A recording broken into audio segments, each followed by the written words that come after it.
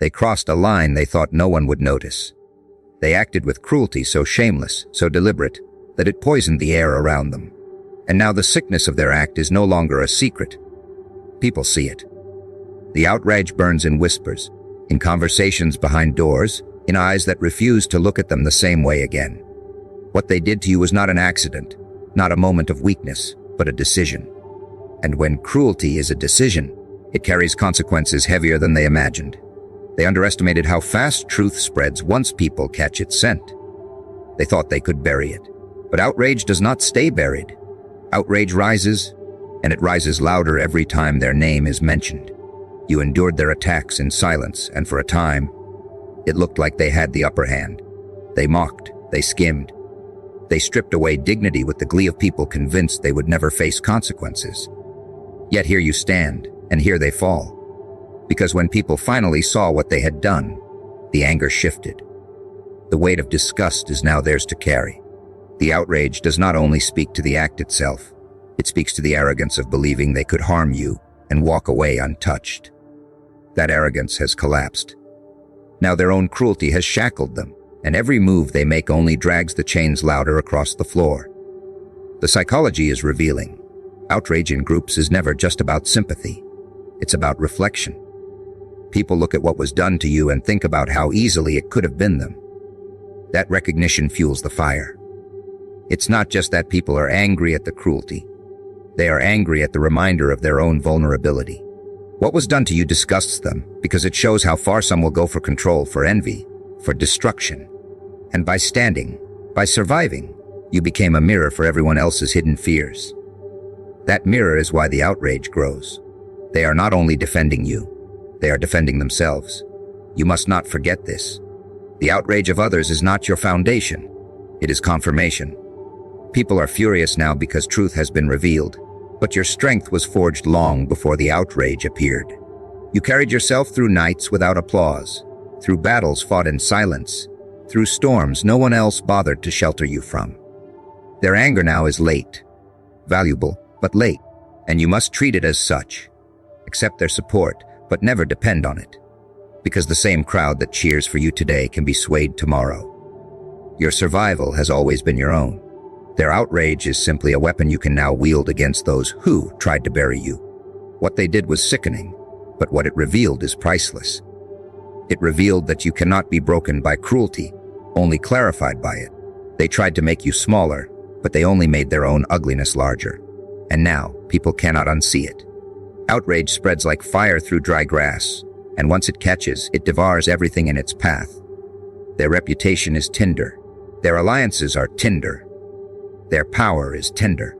They are burning, not because you struck the match, but because they drenched themselves in lies and thought no flame would ever touch them. That is the irony of their downfall. You didn't have to retaliate. Their cruelty provided all the fuel. You should remember that disgust is more permanent than sympathy. People forget kindness quickly, but they remember what made their stomach turn. The world may forgive mistakes, but it does not forgive the sickening, deliberate attempt to harm someone who stood innocent. That memory lingers. That disgust sticks. And no matter how much they try to rebuild, no matter how many words they spin, the shadow of their cruelty will follow them. That is the curse they earned. The outrage is not temporary noise. It is a stain that will not wash away. Your role now is not to dwell on the sickness of what they did, but to use it as fuel. Outrage has shifted the stage, and the spotlight is on them. Their downfall is already written. You must not waste your energy joining the chorus of disgust. Let the crowd handle that. You focus on building. You focus on rising. Because the higher you climb, the more humiliating their cruelty looks in hindsight. Every success you achieve is a louder verdict against them than any words of outrage could deliver. They wanted to destroy you, but you are the proof that destruction failed. And nothing outrages the world more than failed cruelty. They will scramble now. They will try to explain, try to deny, try to twist the narrative. But outrage is deaf to excuses. Once people see sickness clearly, they cannot unsee it. And every excuse will sound like another admission of guilt. You don't need to fight them anymore. Their words are chains, their defense a coffin. Let them sink in it, because the truth has already chosen its side, and the outrage of others is only tightening the grip. They are learning what you always knew. Actions cannot be hidden forever. And when cruelty surfaces, it drags reputations under with it. So let this be your reminder. The sickening thing they did is no longer your burden to carry. It belongs to them now. Their shame, their disgust, their loss, it is all theirs. You don't rise by holding on to what they did. You rise by walking into the clarity it gave you. They tried to strip you of dignity, but you wear it sharper now. They tried to bury you in silence, but the crowd is roaring for you now. And whether the outrage fades or stays, your strength will remain, because their cruelty only proved what you had already built. You cannot be undone by the sickness of others. You endure, you grow, you rise. Some betrayals don't just sting in the moment. They alter the very structure of how you view the world. Trust is built on repetition, on consistency, on the belief that what someone shows you is who they really are. But when someone close chooses cruelty over loyalty, the fracture is not limited to the bond you shared. It rewires the way your mind processes every connection after it. You stop hearing promises the same way. You stop accepting smiles at face value. Even kindness becomes filtered through suspicion. This is what makes some acts so devastating. They don't simply hurt you, they recalibrate you. They force you into a new reality where trust is no longer a default, but a currency that must be earned with proof. You learned this the hard way. They walked into your life carrying the mask of loyalty, speaking with conviction, presenting themselves as steady ground. And you believed them. You weren't naive, you were human. Trust is not weakness, it is the glue that makes life livable. But when they tore that trust apart, they didn't just break one bond, they poisoned the soil you grew it in. Suddenly, you found yourself questioning people who never harmed you, second-guessing intentions that may have been pure. That is the aftermath of deep cruelty. It rewrites the definition of trust until even innocence looks guilty. Their single act reshaped the lens through which you now see the entire world. The psychology is brutal. Your brain is wired to protect you from repeated pain. Once betrayal enters, your mind catalogs it as survival data. Every new face, every new promise, every new connection gets measured against the betrayal. It's not paranoia, it's self-defense. They may call you closed off now, they may accuse you of being cold, but they don't understand the scars left by an act that rewrote your foundation. You don't shut people out because you hate them. You shut people out because you refuse to ever be blindsided again. That change is not temporary. It lingers. Because trust, once shattered at its core, does not grow back the same way. You must accept that some acts take away the luxury of innocence. Before you trusted by default, you extended good faith until proven otherwise. After, the order reversed. People must now prove themselves worthy before you let them near. This shift may feel heavy, even cynical, but it is also armor. Cruelty that rewrites trust does not leave you powerless. It leaves you sharper. You now see patterns sooner. You notice inconsistencies faster. You catch the lies before they bloom. That is the gift hidden inside the wound. They broke something fragile, yes, but they also awakened something indestructible. Your vision sharpened in pain, and that sharpened vision now guards you better than blind trust ever did. They will never admit the scale of what they did to you. To them, it was just a decision, just a betrayal, just another selfish move. But to you, it was structural damage. It altered the architecture of your mind. Trust used to be a house with open doors. Now it is a fortress with gates and guards. And while they may try to label you as hardened, the truth is you are simply awake. They taught you that cruelty often comes dressed as care, that betrayal often wears the smile of loyalty. You learn to test the weight of words, not just their sound. And in that test, you built a new definition of trust, one where proof outweighs promises. You must not hate yourself for the shift. Many fall into that trap. They mourn the innocence they lost. They long for the days when trust came easily. But longing for innocence after betrayal is longing for blindness. You were not meant to remain blind forever. You were meant to see, to discern, to protect your soul with sharper vision. Cruelty rewrote your trust, yes, but in that rewrite lies strength. You are no longer easy prey. You are no longer a simple target. You've become someone who carries awareness as a weapon. And though it may feel heavy, it also keeps you untouchable. The danger lies not in the shift, but in refusing to use it wisely. Some who experience betrayal build walls so high they shut out everything, even love, even opportunity. But the lesson is not to stop trusting. The lesson is to refine trust. You don't give it cheaply anymore. You don't let words seduce you without action. You don't mistake presence for loyalty. And by holding trust to higher standards, you actually build deeper, stronger connections. Cruelty destroyed your old framework, but you are the architect of the new one. And this time, the walls will not crumble so easily. Notice how they fear your new clarity. They may call you cynical, bitter, or distant. But what they really fear is that you now see through them. They thrived when you trusted blindly. They thrived when your innocence gave them access. Now, with your sharpened awareness, they know they cannot manipulate you again. That is why they speak against your transformation. It's not that you've lost yourself. It's that you found a version of yourself they can no longer exploit. That is the hidden revenge. Their cruelty forced your evolution, and your evolution removed their power. So here you stand, different than before. Trust is no longer what it once was. It is not given. It is earned. It is not assumed. It is tested. Some acts are so cruel they rewrite the very language of trust, and what was once simple now becomes sacred. And while that may feel like a loss, it is also protection. Because now you know the value of trust, and you refuse to spend it cheaply. You don't need to be bitter. You only need to be aware. And awareness, once born, never dies. There comes a point where cruelty stops looking shocking. At first, it shakes people. At first, it makes the air heavy. But repetition dulls the edge. They do it once, and people whisper. They do it again, and people shrug. By the third time, the same crowd who once gasped is silent because cruelty has become familiar. That silence is dangerous. It gives the abuser permission. It turns their actions into routine. And when cruelty becomes routine, outrage is no longer optional. It becomes a necessity. Without outrage, cruelty spreads like mold. It grows in the cracks, hiding until it consumes everything. You saw this pattern. You saw how their small cruelties, tolerated, gave them courage to move toward larger ones. And if you didn't rise in outrage, if you didn't stand against it, it would become law, written into the bones of everyone forced to endure it. You know what it feels like when cruelty gets normalized. It creates an atmosphere where people begin to doubt their own instincts.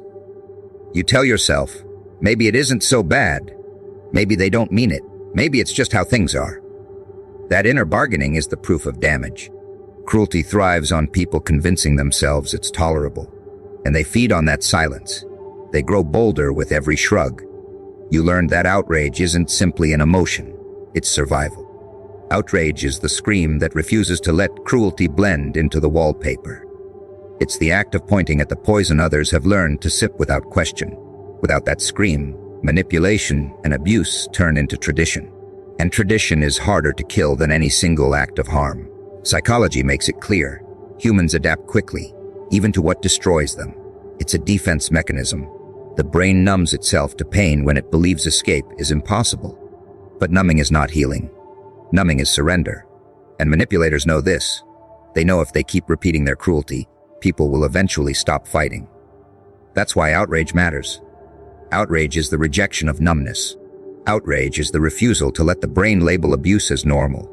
When you voice your anger, when you break the silence, you disrupt their entire plan. You show others that adaptation is not the only option, that resistance still exists, and that resistance, no matter how small at first, spreads faster than cruelty if it is given space to grow. You've seen it happen before. The crowd laughed when cruelty was first shown. They dismissed it as entertainment. They said it was just a joke, just a moment. But cruelty, even when dressed as humor, leaves scars. And those scars deepen with every repetition. Soon, people stop noticing the harm at all. They cheer instead of flinch. That's why outrage is necessary. You don't let their joke become culture. You don't let their abuse become tradition. You don't let the abnormal disguise itself as natural. Outrage is what keeps humanity awake when the world is being drugged into apathy. And in toxic groups, your refusal to accept cruelty is always painted as rebellion. They don't call you righteous. They call you difficult. But their anger only proves how much they rely on your silence to thrive. Do not underestimate how much they hate your outrage. They fear it more than your intelligence. They fear it more than your resilience. Because outrage sparks questions, and questions threaten their control. Outrage forces people to look twice, to reconsider, to admit that what they have tolerated is unforgivable. That's why manipulators always label outrage as overreaction. They tell you you're too emotional, too sensitive, too dramatic. These labels are not reflections of you. They are weapons designed to silence you. Because once your outrage spreads, others begin to feel it too. And once people feel it, cruelty is no longer safe. They can endure your silence. They cannot endure your fire. You must also see that outrage isn't always loud. Sometimes outrage is the quiet refusal to laugh at their cruelty. Sometimes it's the calm act of leaving the room instead of staying complicit. Sometimes it's choosing not to repeat their story, not to share their lie, not to enable their act. Outrage doesn't always roar. Sometimes it whispers, but even the whisper matters, because the whisper plants seeds. And those seeds grow into movements. What looks like one person refusing to bow becomes an entire group standing taller. That's why your outrage matters, even when it feels small. It disrupts their illusion of unanimous approval. It breaks the image they rely on to convince themselves they can do anything without consequence. Remember this: when cruelty becomes normal, people stop even recognizing it as cruelty. That's the most dangerous stage. People begin to admire it, to copy it, to justify it as strength. But cruelty is not strength. Cruelty is weakness disguised as dominance. And your outrage is the only force that can strip that disguise away. You are not just defending yourself when you resist. You are defending the meaning of humanity itself. Because once cruelty is normalized, society rewrites morality around it. Outrage pulls morality back into focus. Outrage forces people to admit that what they've been swallowing is poison. Outrage is the cure to apathy. They will try to paint you as the villain for refusing their cruelty. They will say you disrupt peace. They will say you divide people. They will say you are intolerant. But peace without justice is slavery. Unity without truth is theater. Tolerance of cruelty is collaboration with evil. Your outrage unmasks their lies. Your outrage tears the curtain down. And yes, it makes you a villain in their eyes. But if being a villain means standing against the normalization of cruelty, then wear the mask proudly. Because villains in their story are often heroes in reality. You must not waste outrage on trivial things. Save it for the moments that matter, the moments where silence becomes betrayal. Outrage is not about noise for the sake of noise. It is about clarity, about refusing to let the abnormal rewrite the definitions of trust, respect, and humanity. You will know when outrage is needed. Your body will feel it. Your chest will burn. Your voice will demand to be used. And when that moment comes, never swallow it. Because your silence becomes their safety. Your outrage becomes their cage. And the world always needs cages for cruelty. The abuser survives not by strength, but by narrative. They weave stories around their cruelty so that when the bruises are visible, when the scars cannot be denied, the crowd still doubts the victim instead of them. Exposure alone doesn't terrify them. Exposure can be spun, explained, excused, softened with lies. What terrifies them is losing control of the story that surrounds exposure. Because without control of the story, their mask cracks. Without the mask, the audience sees the truth without filters. Their greatest fear is not the light. It is silence that refuses to echo their version of events. You've seen how carefully they construct the tale. They plant seeds long before their cruelty is exposed. They call you unstable so that when you resist, people believe their lie. They label you sensitive so that when you speak up, people think you exaggerate. They act charming in public so that when you describe the darkness in private, people think you're bitter. This is their playbook. Their fear is that one day, the story escapes their control and people begin to notice the contradictions. Because once doubt shifts in your favor, their entire kingdom of manipulation collapses in an instant. The psychology is brutal. Abusers know they can withstand anger. They can survive outrage. What they cannot survive is exposure paired with clarity. When people not only see what they've done, but also stop believing their script, they suffocate. It's like pulling the strings out of a puppet master's hands. Without control of the narrative, they are powerless. Their cruelty, once dressed in disguise, is left naked. And naked cruelty cannot charm, it cannot persuade, it cannot convince anyone it is love. That is their nightmare. Not that people see the act, but that people believe the victim's version of the act instead of theirs. You must remember how they react when they feel that control's slipping. They become louder. They tell their story before you can tell yours. They recruit allies. They smear your name to anyone who will listen. They work overtime to plant doubt in the crowd's mind. This desperation is not about truth. It is about timing. Whoever controls the story first often controls the perception. That's why they fight so hard to speak before you do. That's why they panic when your silence lasts too long. Because silence in your hands can be louder than their noise. They know one calm sentence from you can destroy 100 frantic lies from them. You didn't just frighten them by surviving. You frightened them by refusing to let them narrate your survival. They expected you to play into their hands, to lash out so they could call you angry, to crumble so they could call you weak, to beg so they could call you desperate. But you didn't. You held your ground, you stayed patient, and you waited for evidence to speak. That terrified them because patience steals control from liars. The moment you no longer react, they lose the script. The moment you let silence do the work, their noise sounds more suspicious. And that loss of control is unbearable for them. Exposure without narrative is survivable for them. They can twist it, downplay it, manipulate the audience into sympathy. But losing the narrative means exposure multiplies. It spreads without their control. It gains traction without their permission. It paints them into corners they cannot escape. That's why they will do anything to keep the story in their hands. They will lie about lying. They will pretend to confess only to spin the confession into manipulation. They will even act like victims themselves. Anything, as long as they don't lose control of the story. Because the story is their shield, and without it, they are defenseless. Your strength lies in recognizing this. You don't need to scream louder than them. You don't need to argue every detail. You don't need to chase people who believe their lies. You only need to protect the story. Not their story. The real story. Protect it with evidence. Protect it with consistency. Protect it with calmness that makes their hysteria obvious. Because intelligence knows that control of the story doesn't come from volume. It comes from credibility. And credibility cannot be faked for long. Their greatest fear is that the cracks in their story become too wide to cover. Your job is simply to let those cracks breathe. Think of the power you hold now. Every time you remain calm, their story shakes. Every time you refuse to defend lies with more words, their desperation shows. Every time you focus on growth instead of revenge, their mask slips a little further, because the story they tell no longer matches the life you live. And eventually, people stop believing words when evidence contradicts them. That's when their greatest fear comes true. Not just exposure, but exposure they cannot control. Exposure that belongs to you. Exposure that reclaims the story and buries their lies permanently. They will always fear you because you hold the one thing they can't counterfeit: truth lived consistently. They can write their script, but they can't erase the reality of your resilience. They can smear your name, but they can't change the fact that you're still standing. They can tell people you're broken, but they can't stop others from noticing your strength.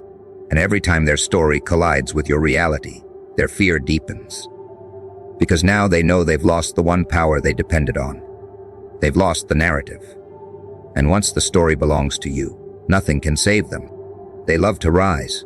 They polish their image, stacking compliments on top of lies, building thrones out of borrowed respect. Every smile, every performance, every carefully staged moment is another brick in their pedestal. They think the height makes them untouchable. They think looking down on others makes them safe. But you've watched long enough to know what they don't admit to themselves. The higher they build, the more fragile their balance becomes. And when reality finally enters the stage, it doesn't tap politely. It strikes. And the fall from that artificial height is never graceful. It's violent. It's humiliating. And it's loud enough for the whole room to hear. They convince themselves that the pedestal is earned. They point at it as proof of superiority. But the truth gnaws at the edges.